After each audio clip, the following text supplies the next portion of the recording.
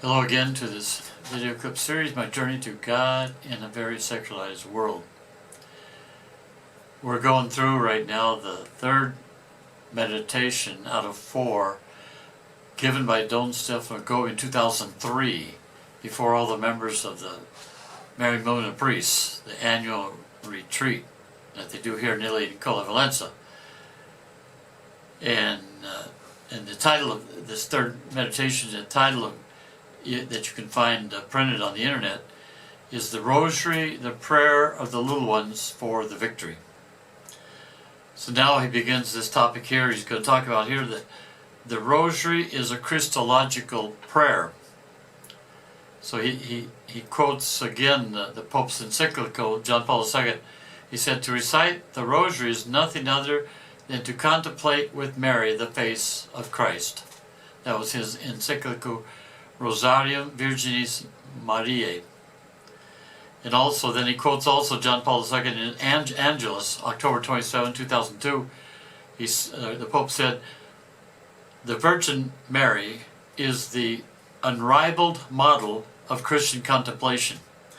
From Jesus' conception until his resurrection and ascension into heaven, the Mother kept the gaze of her Immaculate Heart on her Divine Son. A wonderful, penetrating, sorrowful, and radiant insight. It is this Marian look, full of faith and love, that the individual Christian and the ecclesial community make their own when they recite the Rosary. Then Gobi offers here a message of Our Lady here. This is from Our Lady.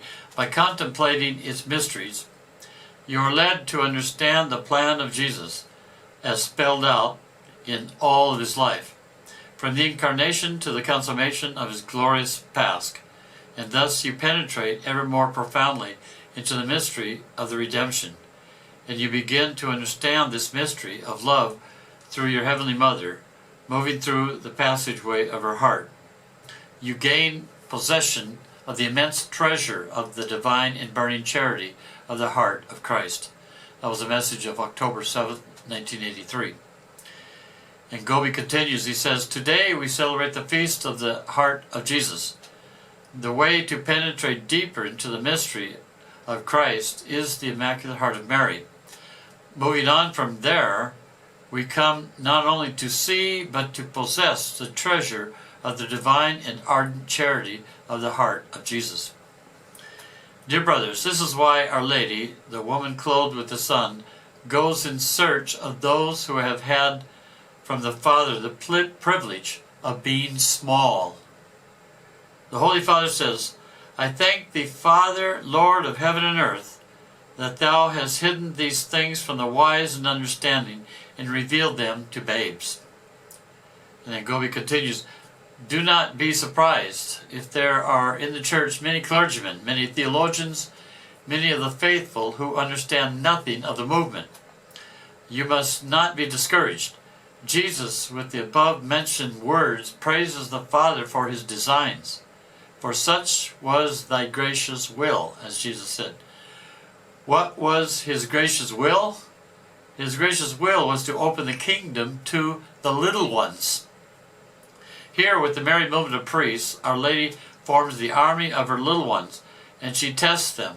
She allows temptations of every kind, misunderstandings on all sides. Sometimes she even permits the most humiliating and painful marginalization.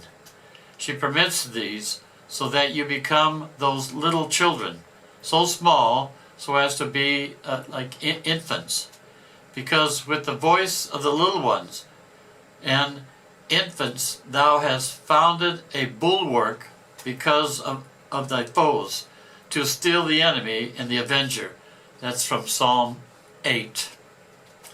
Infants who can only cry, invoking dad and mom.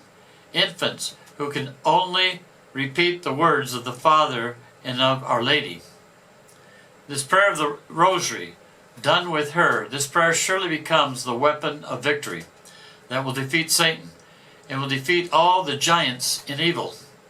All those who now appear great in evil, yes, even the powerful array of Freemasonry, which today has entered into the interior of the church, which in an invisible way dominates and spreading apostasy in her interior, will be beaten by the voice of children and of infants, by the prayer done with Mary. It will be defeated by the Holy Rosary. Behold the reason for the year of the Rosary.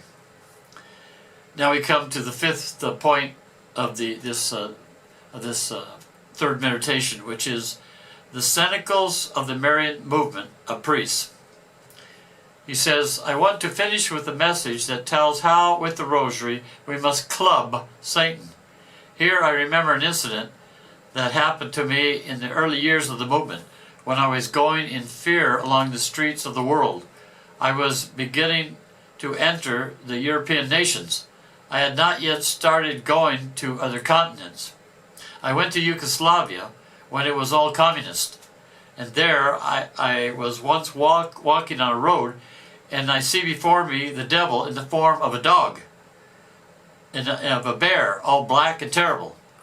I was paralyzed with fear. I could not go on. And so it came to me spontaneously to do this. I had in my pocket the Rosary. I took out the beads and I began to beat him on the head.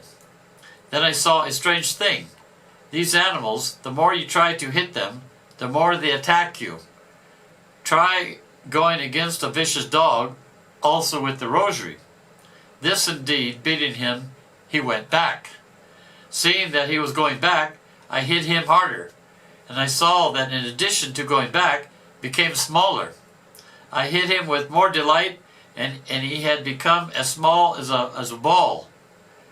I hurt him so badly that he shed tears from his eyes, and so I gave him a kick, and I went forward. And here, a message from Our Lady. He quotes Our Lady, the chain with which the great dragon is to be bound is made up of prayer made with me and by means of me. This prayer is that of the Holy Rosary. A chain has in effect the function of, first of all, limiting action, then imprisoning, and finally of making ineffective every activity of the one who has been bound by it. That was a message of October 7th, 92.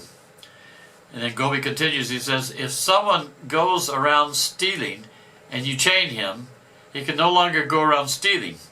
If one is chained, he is no longer free in his movements. He is limited in his movements. It is made impossible for him to act, and then he is put in prison, where he must remain. He cannot escape because he is chained.